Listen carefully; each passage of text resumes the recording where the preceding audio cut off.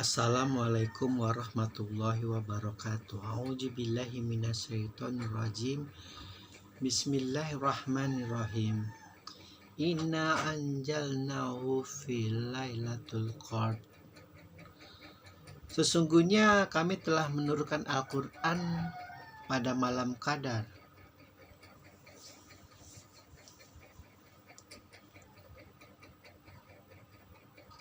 Al-Quran adalah makhluk. Al-Quran adalah huruf-huruf yang bernyawa, penuh kebaikan, penuh berita-berita tentang langit, tentang bumi, tentang alam semesta. Kabar baik sekaligus kabar buruk bagi mereka yang memiliki jalan kebenaran dan mereka yang memilih jalan kejahatan. Ketika dunia sedang mengalami keguncangan berupa kejahiliahan, di mana bendera-bendera iblis lanatullah berkembang biak lewat sistem-sistem yang meniadakan lagi kemanusiaan, maka hak yang paling nyata adalah harus diutus seorang rasul, seorang nabi yang mumpuni, yang terakhir, yang memiliki akhlakul karimah yang tinggi, Al-Quran yang berjalan.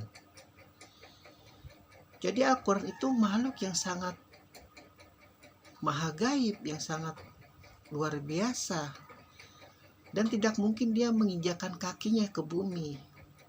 Oleh sebab itu, lewat perantaraan lidah suci Jibril, Allah sampaikan kepada Rasulullah, sehingga setiap tubuh Rasulullah dari sejak kecil, dari sejak lahir sampai meninggal, dari ujung kaki sampai ujung rambut, itu Al-Quran yang berjalan. Makanya bagi mereka yang memiliki kecintaan kepada Al-Quran, sangat sulit melihat mereka semiskin apapun, sekaya apapun, seterkenal apapun, dalam kondisi yang tidak bersyukur kepada Allah, tidak menyembah kepada Allah, tidak mengeluarkan zakat, tidak mencintai fakir miskin dan mencintai anak yatim. Tidak mungkin kalau di dalam dirinya ada makhluk yang bernama Al-Quran. Sebelum manusia tercipta, sudah ada makhluk namanya huruf-huruf, kalimat-kalimat, ayat-ayat. Mereka yang menjadi saksi bahwa langit itu ada, bumi itu ada, planet-planet itu ada, jin-jin itu ada, malaikat-malaikat itu ada. Jadi ketika masa jahiliyah di mana Rasulullah diturunkan dan terjadi sedikit ketidakyakinan, apakah nanti Al-Quran bisa terjaga sampai akhir zaman, maka Al-Quran sendiri yang turun pada malam Ramadan di hadapan Rasulullah SAW. Bagi mereka pecinta Al-Quran, di alam kubur nanti ditemani oleh Al-Quran, di hari penghisapan ditemani oleh Al-Quran, pun di surga akan ditemani oleh Al-Quran dalam wujud yang paling indah.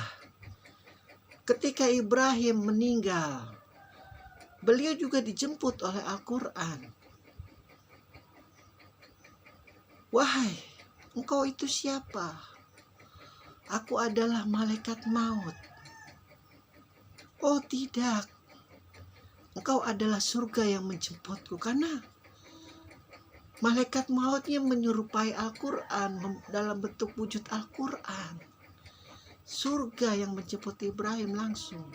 Jadi matinya bukan mati yang sakit, bukan mati yang sangat menderita, mati yang sangat lembut, selembut salju yang baru turun dari bumi yang pertama kali, begitu lembut.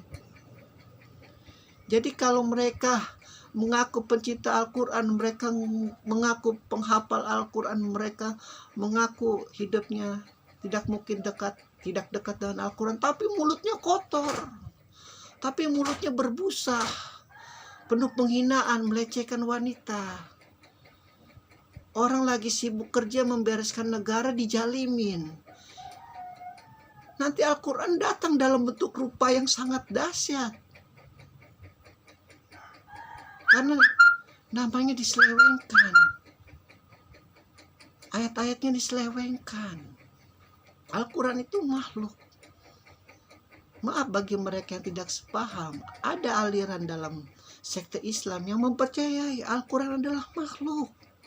Menjadi saksi ketika diucapkan, ketika kita sholat, ketika kita mengaji, ketika kita tadarus, senantiasa bercahaya. Kitab-kitab itu dari sejak Adam sampai Rasulullah itu adalah makhluk yang paling gaib, yang akan menemani umat-umat para nabi ketika di alam kubur, dimanapun di tempat yang paling gelap. Banyak orang miskin yang tidak memiliki apa-apa dalam hidupnya. Dan pun ketika ditanya, kau jangan melihat aku dalam bentuk kemiskinanku yang tidak memiliki apa-apa. Tetanggaku itu Allah Subhanahu wa Ta'ala. Aku membaca Al-Quran, nanti dia akan datang kepadaku di hari kubur. Begitu. Jadi jangan bangga dulu. Kalian punya duit, banyak teman. Oh tidak, orang miskin juga ada temannya, Al-Quran. Karena mereka memilih jalan yang tidak menghalalkan segala cara seperti kalian. Begitu, banyak di zaman-zaman Rasulullah yang begitu mencintai Al-Quran, hidup dalam kesendirian, kaum sufi. Begitu mengetahui mukjizat Al-Quran, mereka sudah tidak butuh siapa-siapa lagi. Temannya hanya Al-Quran. Pun kalau mereka memiliki keluarga, mereka memiliki anak, mereka memiliki tetangga, pun tidak mengurangi cintanya kepada Al-Quran, kepada Allah, kepada makhluk nanti akan menemani mereka di surga, menemani mereka di alam kubur, di alam manapun. Ketika lidah-lidah kita dengan gagapnya, dengan terbata-batanya mengucapkan Al-Quran, makhluk yang datang kepada Rasulullah SAW dalam wujud yang mirip dengan ketika malaikat maut menjemput Nabi Ibrahim. Oh tidak, aku bukan malaikat maut, kau adalah surga yang menjemputku. Cepat ajak aku, cepat angkat aku. Begitu. Terang benderang kita di alam kubur.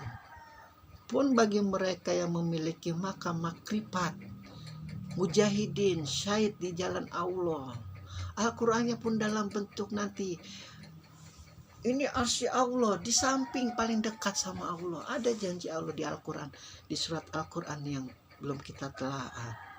Mereka tidak mati, mereka dekat kepadaku. Jangan tertipu dengan panca indera kalian. Mereka dekat, hidup bersama aku. Mungkin kalau dalam agama Buddha, dalam patung gede gitu, ngeliat sunggokong lagi main segala macam, bentuknya memang logika yang suka dipahami. Namun untuk mendekatinya ya bolehlah seperti itu, walaupun itu dalam bentuk kemusyrikan. Alhamdulillahirabbil alamin, karena mengenal Al-Quran. Allah tidak berwujud, tidak berbentuk, tidak berpatung. Begitu luar biasanya Al-Quran menampakkan dirinya kepada Rasulullah SAW. Huruf-huruf yang berupa makhluk, begitu suci, begitu mulia, begitu luar biasa. Kumpulan cahaya-cahaya para malaikat. Alhamdulillahirabbil alamin.